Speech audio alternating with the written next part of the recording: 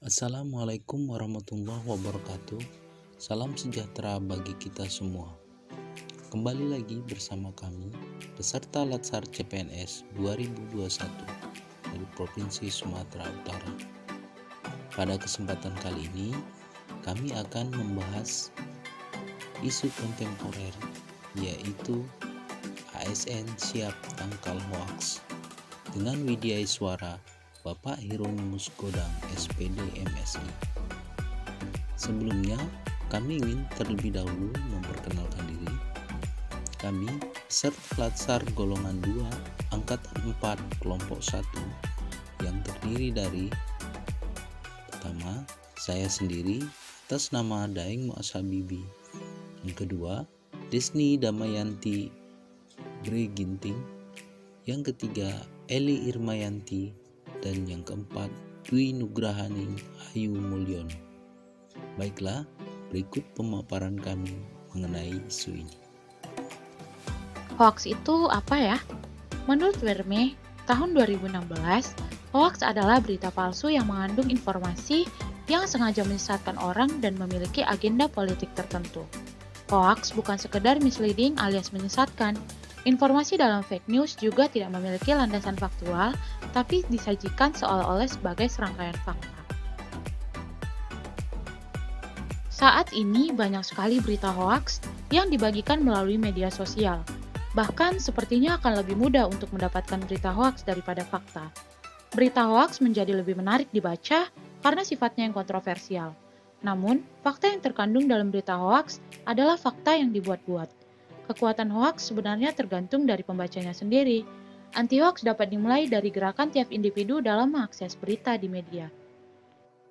Hal yang harus diperhatikan agar kita tidak termakan oleh berita hoaks adalah: pertama, periksa data. Sudah umum kalau berita dikuatkan dengan sumber berita, biasanya kita melihat sumber berita dari pihak kepolisian ataupun KPK. Kita bisa mengecek dan membandingkannya dari siaran pers langsung atau dari media berita yang memiliki kredibilitas yang tinggi dalam penyampaian informasi tentang kebenaran berita tersebut. Kita juga bisa mengecek berita tersebut melalui media internet yang memiliki jejaringan yang luas. Selain itu, kita perlu membedakan mana berita berupa fakta dan mana berupa opini. Itu karena tidak semua opini perlu kita sepakati. Bisa jadi kita punya pemikiran lain. Yang kedua, cek keaslian foto. Tidak hanya tulisan saja, berita bohong ada kalanya berupa foto yang telah dimanipulasi. Pembuat berita palsu bisa saja telah mengedit sebuah foto lalu disiarkan ke internet dengan tujuan memprovokasi. Namun, kita pun bisa mengecek keaslian sebuah foto dengan media internet. Banyak sekali informasi foto-foto yang bisa kita dapat, dan kita hanya tinggal membandingkannya saja dan mengambil kesimpulan apakah foto tersebut asli atau bohong. 3. Ikut grup diskusi anti-hoax. Untuk mendukung gerakan anti-hoax, ada banyak grup di media sosial yang berguna untuk mendiskusikan apabila ada suatu pemberitaan baru yang kontroversi.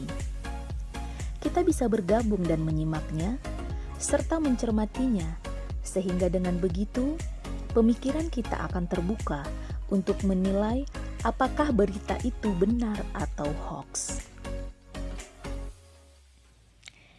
Yang keempat, berhati-hatilah dengan judul provokatif. Seringkali, berita hoax punya judul yang mengundang sensasi, seperti bersifat menghasut atau provokatif. Bahkan lebih ngeri lagi, kadang isinya diambil dari media atau surat kabar resmi. Hanya saja, sedikit diubah agar sesuai dengan persepsi dari pembuat hoax. Untuk itu, coba ambil koran untuk memastikan kebenaran. Bisa juga dengan mengeceknya dengan media jejaring internet. kita bisa membaca media berita yang ada dengan kredibilitasnya. Sudah pasti, media mengecek kebenarannya sebelum disiarkan ke khalayak ramai. Coba perhatikan, apakah ada perbedaan? Di sini kita juga dituntut secara profesional untuk memberikan penilaian dan pembenaran atas berita tersebut.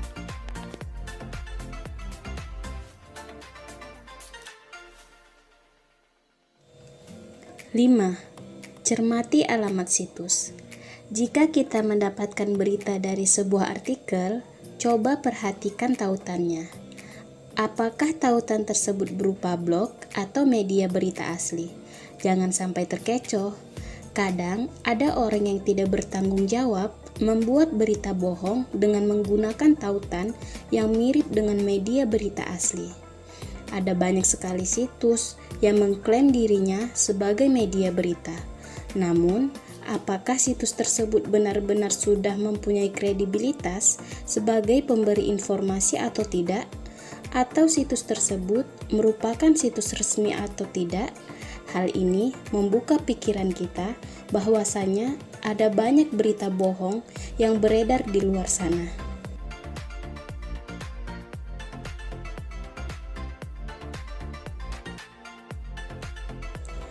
Jerat hukum untuk penyebar hoaks. Hukuman penyebar hoaks terancam pasal 28 ayat 1 Undang-Undang Informasi dan Transaksi Elektronik atau Undang-Undang ITE. Pertumbuhan pengguna smartphone dan media sosial yang tidak diimbangi literasi digital menyebabkan berita palsu alias hoaks merajalela. Tidak hanya melalui situs online, hoaks juga beredar di pesan chatting. Setiap orang dengan sengaja dan tanpa hak menyebarkan berita bohong dan menyesatkan yang mengakibatkan kerugian konsumen dalam transaksi elektronik dapat diancam pidana berdasarkan pasal 45A ayat 1 Undang-Undang 19 tahun 2016, yaitu dipidana dengan pidana penjara paling lama 6 tahun atau denda paling banyak 1 miliar. Yuk kita tangkal hoaks mulai dari sekarang. Jangan sampai jadi penyebar hoaks atau mudah percaya hoaks ya. Terima kasih.